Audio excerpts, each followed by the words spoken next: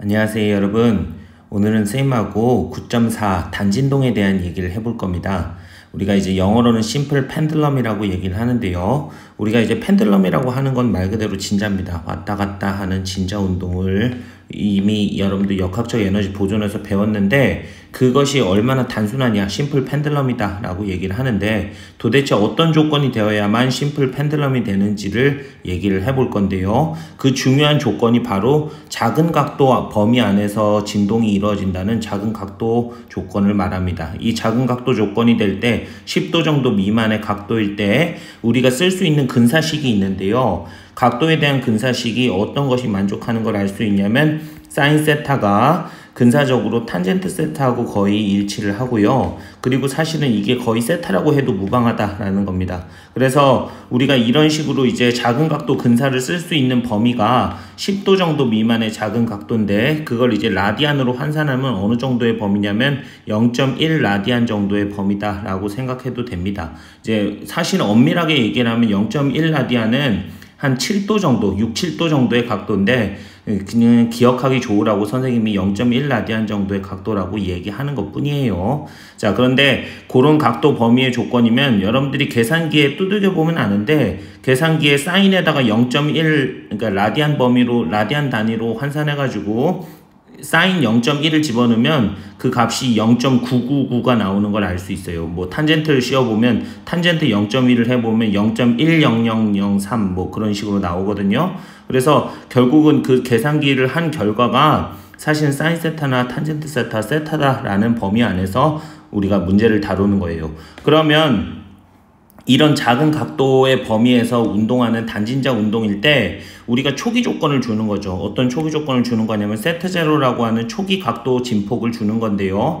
평형 상태에서 세타 제로만큼 이격시켰다가 손을 놓게 되면은 진자 운동을 하게 될 건데 그 진자 운동을 하는 임의의 세타 지점에서의 운동 방정식을 우리가 세워보는 건데 그 운동 방정식이라는 건 오축 기준으로의 회전 운동 방정식을 얘기하는 겁니다. 그래서 중심축이 있고 중심축 기준으로 어떤 회전을 일으키냐 하는 걸 보면은 두 가지가 유의미한 힘일 건데 힘이 장력이 있을 거고 mg라고 하는 두 개의 힘이 물체에 작용하니까 이 중에서 사실은 토크의 유의미한 힘은 mg밖에 없습니다. 왜냐하면 t의 연장선은 O축을 지나고 있기 때문에 얘네들의 팔 길이는 0이기 때문에 그렇죠. 그러면 우리가 mg의 연장선을 그어보면 될 건데 이 mg의 연장선을 그어서 O축 기준으로의 수직거리를 계산해 봤더니 L 사인 세타라고 하는 값이 나오는 것을 알 수가 있죠. 그러면 여기서 여러분들이 시그마 타우를 계산하는 데서 유의미한 값은 사실 하나밖에 없는데 mg에 의한 토크라고 얘기할 수 있을 겁니다. L 사인 세타라고 하는 그 팔 길이에다가 뭘 곱하면 되냐면 mg라고 하는 크기를 곱하면은 그게 바로 토크의 크기일 건데 참고로 이 값은 마이너스에 해당하는 값입니다. 왜냐하면은 우리가 오른쪽으로의 각도를 플러스로 취급했을 때 이제 시계 방향으로 이제 돌아가는 각도를 플러스로 취급했을 때 지금 토크는 어느 방향으로 작용하냐면 반시계 방향으로 줄여주려는 토크로 작용하기 때문에 그렇습니다. 자, 그래서 그거를 여러분들이 정리해서 이렇게 쓸 수 있을 것 같은데 마이너스의 mg의 l의 사인 세타다 라고 이렇게 쓸 수 있겠죠. 그러면 여기에 작용하는 오축 기준 토크라고 하는 게 마이너스 mgl 사인 세타인데 이제 내가 관심 있는 건 이 세타가 매우 작은 각도이기 때문에 세타로 근사시킬 수 있는 문제에만 취급하겠다라는 겁니다. 그러면 이것을 운동 방정식을 봤을 때 우리가 이미 앞에서 배웠던 단진동의 꼴과 굉장히 유사한 운동 방정식이 나온다라는 거죠. 그래서 단진자의 회전 운동 방정식을 한번 전개를 해볼 건데 우리가 단진자 회전 운동 방정식은 말 그대로 병진 운동에서 시그마 F는 MA가 있었다면 여기서는 시그마 타우는 I알파라고 하는 회전 운동 방정식을 적용하는 겁니다. 단 이때 조심할 것은 오축 기준 I라고 하는 것을 조심하셔야 될 것 같고요. 그래서 여기다 여러분들이 뭘 집어넣냐면 마이너스 mg의 l의 세타다라고 하는 값을 이렇게 집어넣으면 될 거고요. 우리가 사인 세타를 세타로 만들어서 작은 각도 근사 조건으로 넣은 겁니다.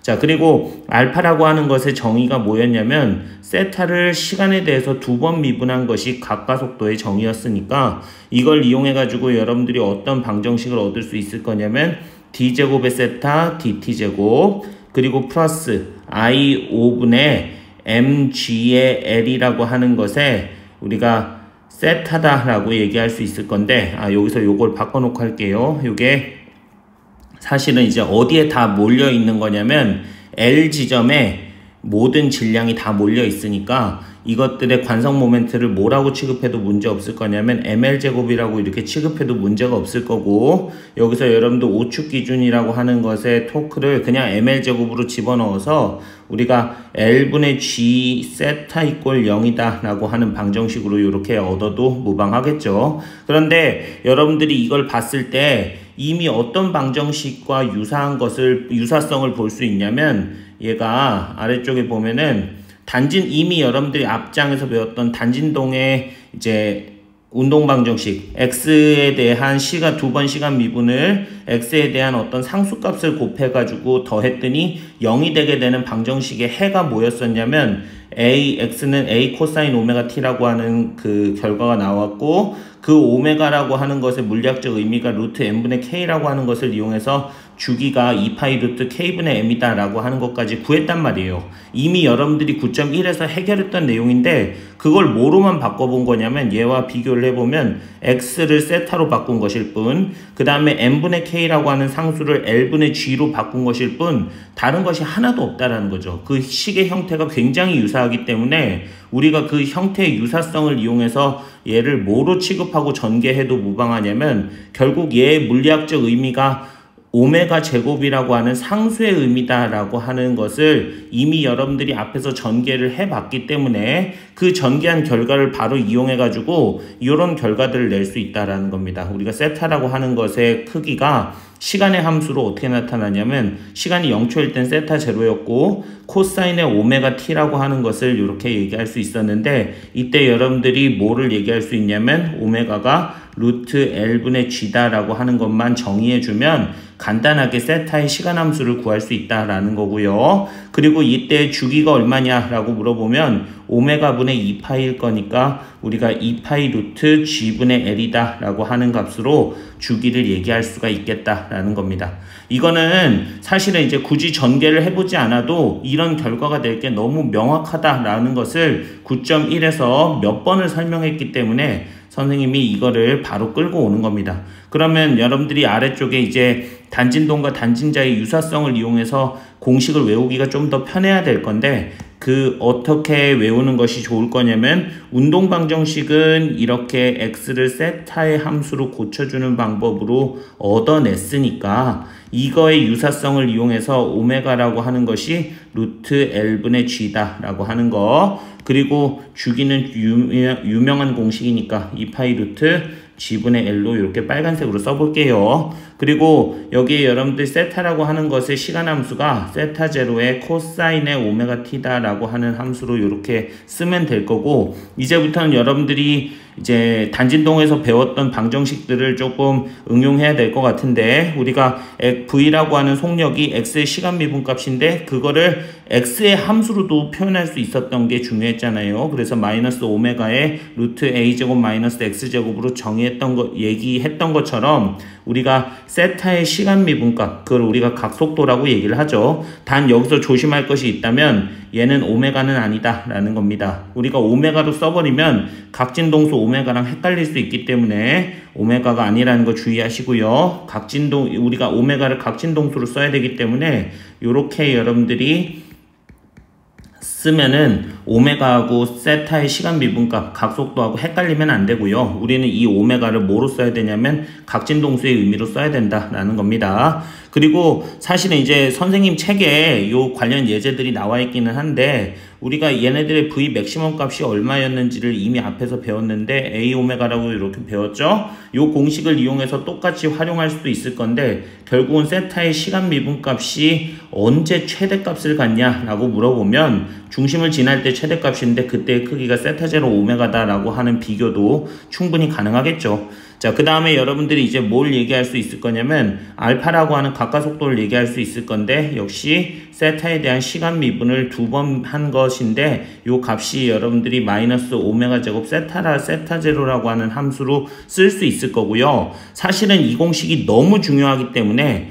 우리가 알파는 마이너스 오메가 제곱 세타 제로라고 하는 요 크기를 우리가 기억을 해두는 것이 좋을 거다라는 겁니다. 그래서 요걸 세타 제로가 아니고요. 세타 제로가 아니고 그냥 세타입니다. 선생님이 순간 착각했네요. 이렇게 쓸 수 있을 건데 요거를 여러분들이 빨간색으로 쓴 이유는 그만큼 중요하기 때문에 그런 겁니다. 왜 중요하냐면 결국은 이 회전운동 방정식을 얻은 것의 최종적인 결과가 이거기 때문에 우리가 회전운동 방정식의 비슷한 꼴을 보기만 하면은 바로 여러분들이 뭐를 얘기할 수 있냐면 마이너스 오메가 제곱 세타가 알파라고 하는 관계식을 얘기할 수가 있다라는 얘기고요. 사실은 이 결과를 굳이 회전운동 방정식을 얻지 않아도 그냥 단진동 운동한다, 단진자 운동한다 이런 말을 쓰기만 하면 마이너스 오메가 제곱 세타를 써도 무방하다라고 하는 것을 기억하라는 겁니다. 그걸 이용해서 선생님이 이제 물리진자 문제에서 알파가 마이너스 오메가 제곱 세타를 바로 쓰는 문제로 넘어갈 거다라는 것을 기억해 두시길 바라고요. 아래 예제에서는 요걸 활용한 예제는 아닙니다만 어찌됐든 기억해 두시기 바랍니다. 알겠죠? 자, 그러면 우리 아래쪽에 이제 예제 하나를 풀면서 단진자를 완전히 이해해 보도록 할 건데 사실은 단진자 운동은 어떤 의미에서는 그냥 단진동이기도 합니다. 그래서 지금 선생님이 보여주는 요 예제를 단진자 문제로도 풀어볼 거고요. 그냥 단진동 문제로도 풀어볼 겁니다. 결국은 단진자냐 단진동이냐 구분하는 게 큰 의미는 없다라는 거예요. 자, 그러면 여러분들이 이제 1.6m짜리 줄로 공을 매달았는데 이 공을 연직선에서 0.1 라디안만큼의 각도를 변화시켰다가 단진자 운동 시켰다라고 했는데 사실은 여기 단진자 운동한다라는 말이 있으니까 사실은 이 0.1 라디안이라는 각도가 작은 각도 조건에 근사되는 범위인지를 체킹하는 문제를 여러분들이 고민할 필요는 없다라는 겁니다. 그냥 단진자 운동한다, 단진동한다 이런 말을 쓰면 사실은 작은 각도 안에서 움직이겠거니 하고선 생각하면 된다라는 거예요. 그런 조건이 다 전제가 돼 있기 때문에 쓰는 거고요. 이때 공의 최대 속력을 물었는데 사실은 여러분들이 이거를 진자의 최대 속력 문제로 구할 것 같으면 당연히 어떻게 구해야 될 거냐면 중심을 지날 때의 각속도가 얼마인지를 구해서 거기다가 길이 L을 곱해서 구해야겠죠. 이게 여러분들 진자 운동을 한다고 할 때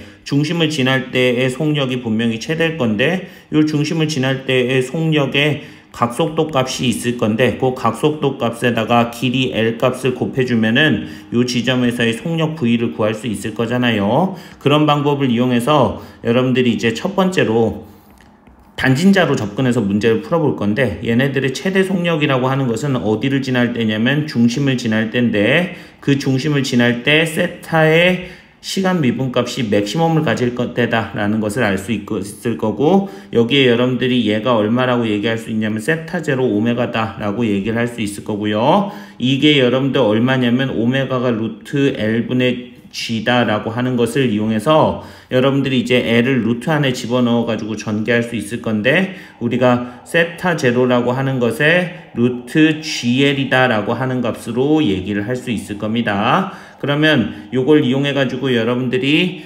1.6을 집어넣고 10을 넣고 그 다음에 세타 제로에다 0.1을 넣어 가지고 답을 구해내면 답이 여러분들이 0.4 m/s 라고 하는 답을 얻을 수가 있을 겁니다. 되겠죠? 자, 그러면 이걸 이제 엄밀한 의미에서는 사실은 회전 운동으로 보고 문제를 푼 거지만 사실은 이거를 엄밀한 의미에서로 그 단진자로 회전 운동으로 보기보다 그냥 단진자로 봐버리자, 단진동으로 봐버리자라는 거예요. 그게 무슨 뜻이냐면 결국 그냥 멀찍이서 보면 작은 각도 안에서 그냥 얘는 어떤 운동을 하는 거냐면 이렇게 진동 운동하는 거로 취급해도 무방하다라는 겁니다. 단 요때 여러분들이 이제 각도 그러니까 진폭이 있을 건데 요 진폭이 여러분들 A로 주어지는 문제라고 생각하면 된다라는 거예요. 오메가는 똑같고요. 그러면 이 A가 어떻게 결정되냐라고 물어보면 이 A 어떻게 결정되겠습니까? L세타로 이렇게 세타 제로로 기본적으로 얘네들이 가지고 있었던 각도 진폭으로 구할 수 있지 않겠습니까? 그러면 이걸 이용해 가지고 여러분들이 단진동 문제로 문제를 해결할 수도 있는 게 V 맥시멈이라고 하는 것이 A 오메가로 주어질 거기 때문에 여기서 여러분들이 A라고 하는 것이 얼마냐면 L 세타 제로다라고 하는 것을 이용해서 결국은 L 세타 제로 오메가라고 하는 똑같은 답을 얻어낼 수가 있다라는 거 아시겠죠? 그래서 결국은 어떤 의미에서 보게 되면 큰 범주에서는 단진자는 그냥 단진동 운동과 진배 없이 똑같다라는 것을 이해하고선 여러분들이 그 단진자 운동 문제를 풀면 되겠다라는 겁니다. 그래서 오늘은 선생님하고 이제 진자 운동 중에서 단진자에 대한 걸 배워봤고, 그 단진자의 회전 운동 방정식이 단진동의 운동 방정식과 유사하다라는 이유로부터 이거 식을 굳이 전개하지 않고 결과들을 여러분들이 배우고 외워봤습니다. 그래서 항상 이 단진동과 단진자의 유사성을 이용해서 식을 기억하면은 기억하기도 좋고요. 문제의 상황을 봤을 때 조금 더 직관적으로 이해할 수 있는 방법이 되니까 꼭 기억하시길 바랍니다. 알겠죠? 자, 오늘도 여러분들 고생하셨고요. 항상 열심히 공부하시는 여러분들 응원합니다. 수고하셨습니다.